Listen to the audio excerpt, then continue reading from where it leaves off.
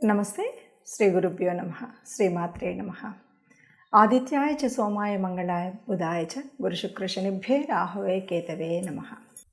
July 13, 2024 నుండి August 15 వరకు ఖగోళంలో ఓ ప్రత్యేకమైనటువంటి మార్పు కనిపిస్తుంది.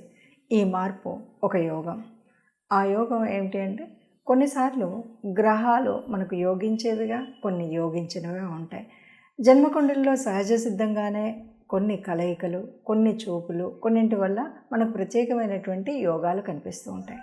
అదేవిధంగా మనకు గ్రహచార అనేటువంటి మార్పు వల్ల, గోచారం వల్ల, గ్రహాలు తిరుగుతూ ఉన్నప్పుడు కొన్ని కలయికల వల్ల కొన్ని యోగాలు అనేవి ఏర్పడతాయి.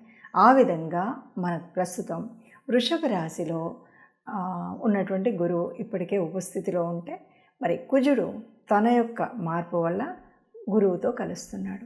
ఎప్పుడైతే గురువుతో కుజుడు కలిసినప్పుడు వచ్చేటువంటి ఒక ప్రత్యేకమైనటువంటి యోగాన్ని, దీన్ని గురు మంగళ యోగం అంటాం. మనకు తెలుసు, ఇప్పటి వరకు అనేక రకాల యోగాలు ఉంటాయి. గురువుతో కొన్నిసార్లు రాహువు కలుస్తూ ఉంటాడు. అలాంటప్పుడు గురు చండాల యోగం అంటూ ఉంటారు.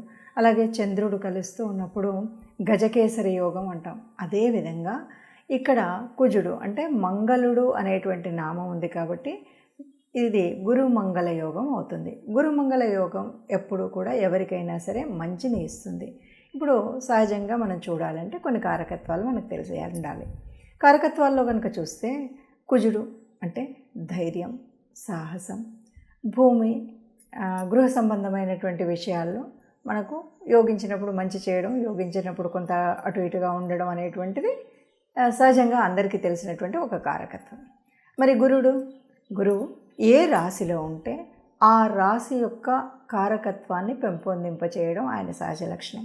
అంతేకాదు, గురువు అంటే అంటే పాపాలతో కూడి ఉన్నటువంటి జాతకంలోనైనా ఆ రాశిలో గురువు ఉన్నట్టయితే ఇవన్నీ వెళ్ళిపోతాయి అంటారు. అంటే గురువు మూలంగా మనకు ఆ పుణ్యాలు తేవడం, గురు దృష్టి ఉంటే చాలు, గురు యుతి ఉంటే చాలు అన్నది మనకు జ్యోతిష శాస్త్రం చెప్పేటువంటిది.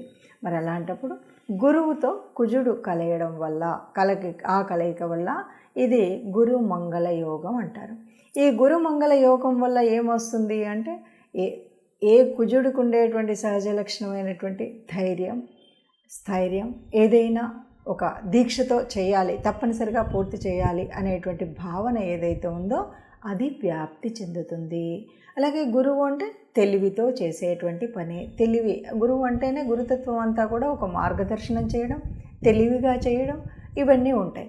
మరి ఇక్కడ కుజుడు అనగానే మనము కేవలం కుజుడు మంచి స్థానంలో ఉన్నాడు అంటే ధైర్యంతో, స్థైర్యంతో అన్నిసార్లు వెళుతూ ఉంటే ఒక్కొక్కసారి ఆలోచన రాహిత్యంగా చేసేటువంటి స్థితి కూడా ఉంటుంది.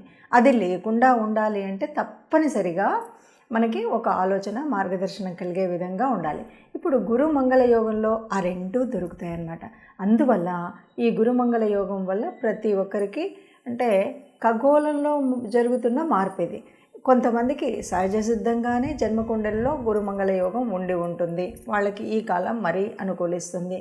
కొంతమందికి లేకపోయినప్పటికీ కూడా ఈ వచ్చేటువంటి స్థితి ఏదైతే ఉందో దాన్ని అనుకూలంగా చేసుకోవడం కోసం కొన్ని రెమెడీస్ చేసుకోవడం వల్ల, కొంత అనుకూల పరిస్థితిని మనం కల్పించుకోవడం వల్ల ఈ గురుమంగళ యోగం వల్ల వచ్చేటువంటి లాభాన్ని ప్రతి ఒక్కరూ పొందవచ్చు.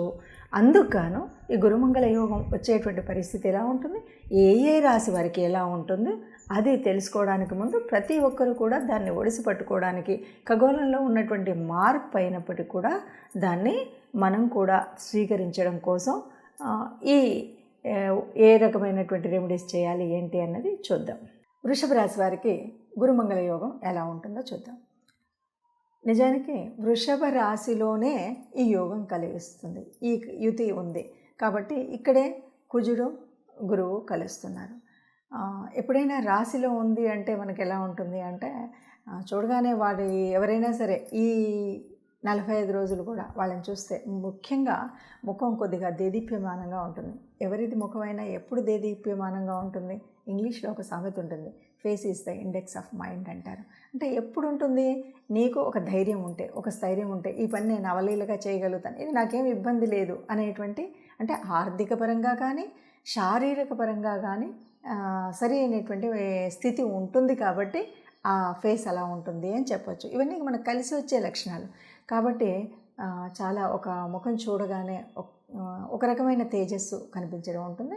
వీరికి రాశిలోనే ఉంది కాబట్టి ఆరోగ్యం, తనుభావంలో చక్కటి ఆలోచన అది ఉంటుంది, చక్కటి ఆరోగ్యం ఉంటుంది, వాళ్ళు చేసేటువంటి ఆలోచన లాభదాయకంగా ఉంటుంది అని చెప్పొచ్చు. ఇది శుక్రుడికి సంబంధించినటువంటి రాశి కనుక ఇక్కడ ఏ రకమైన వివాహాలకు సంబంధించిన ఈ విషయాల్లో ఎక్కడైనా సరే ఏ రకమైన అంటే ఇంతవరకు వివాహం కాలేదు, ప్రయత్నాలు ఫలిస్తాయి. లేదు వివాహమైంది, కొంత చికాకు ఉంది, ఇక్కడ ఆ చికాకు తగ్గేటువంటి పరిస్థితి ఉంటుంది. గృహస్థానంలో ముఖ్యంగా మనం మాట్లాడేటువంటి పద్ధతిని బట్టి ఉంటుంది, వాక్స్థానం కాబట్టి మాట్లాడేటప్పుడు ఇక్కడ కుజుడు ఉన్నాడంటే కోపము అది అనేది కుజుడు యొక్క లక్షణాల్లో ఒకటి. కానీ గురువు మార్గదర్శనం వల్ల సరి అయిన స్థితి వైపు వెళ్ళడం అనేటువంటిది మనం ఈ రాశిలో చూస్తాం. కాబట్టి ఈ రాశి వారికి ఓ రకంగా చూస్తే ఆర్థిక పరంగా కానీ, కుటుంబ పరంగా కానీ, వైవాహిక పరంగా కానీ, చదువు పరంగా కానీ, మాట్లాడేటువంటి పద్ధతిలో కానీ, మార్గదర్శనంలో కానీ అంతా కూడా సవ్యంగా ఉంటుంది అని చెప్పొచ్చు. ఇప్పటివరకు మనం రాసుల్లో ఒక్కొక్క దాంట్లో ఎట్లా ఉంటుంది అని మనం అనుకున్నాం. ఇప్పుడు ఈ రాసుల్లో ముఖ్యంగా ఈ ఫలితాన్ని మనం ఖగోళంలో ఉన్నటువంటి పరిస్థితుల మార్పును మనం స్వీకరించాలి. నిజంగా ఎవరెవరికి ఇది లాభం అవుతుందంటే కొన్ని రాశులకు ప్రత్యేకించి బాగా లాభం అవుతుంది. ఎవరికి అంటే కుజుడి యొక్క స్వస్థానాలు. కుజుడి యొక్క స్వస్థానం అంటే మేషం, వృశ్చికం. అది కాదు అంటే వాటి యొక్క ఉచ్చస్థానాలు కూడా ఉపయోగపడతాయి. అంటే కర్కాటకం ఏదైతే ఉందో గురువుకి ఉచ్చస్థానం. అలాగే మకర రాశి ఉంది, మకర రాశి మరి కుజుడికి ఉచ్చస్థానం. ఈ స్థానాల్లో ఉన్నటువంటి వారికి ఒక రకంగా ఉపయోగపడేటువంటి స్థితే. మరి వీళ్ళకైనా మిగతా వాళ్ళకి లేదా అంటే తప్పనిసరిగా అందరూ దీన్ని ఉపయోగించుకోవాలంటే కొన్ని రకాల రెమెడీ చేయాలి. ఎందుకంటే గురు కృప ఉన్నట్టయితే చేసేటువంటి ఆలోచన సరిగ్గా ఉంటుంది.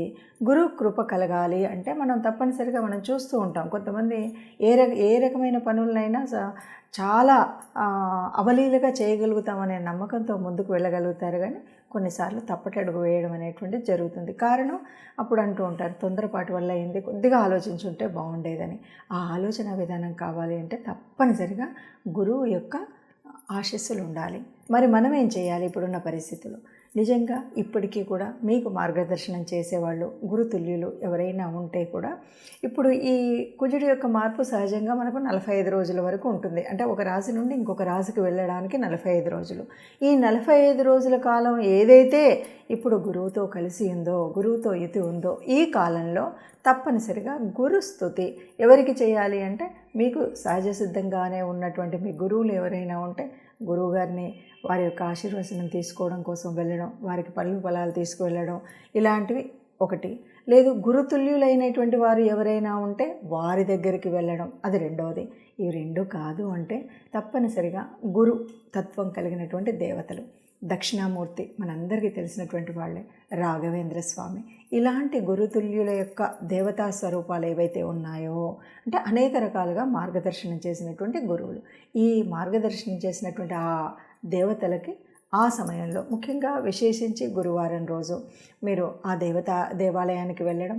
లేదు ఇవేవి నా వల్ల కాలేదు, నేను దేవాలయానికి వెళ్ళలేకపోయాను అంటే వీలైనప్పుడు ఈ 45 రోజుల్లో గోశాలకు వెళ్ళండి, గోగ్రాసం తినిపించండి.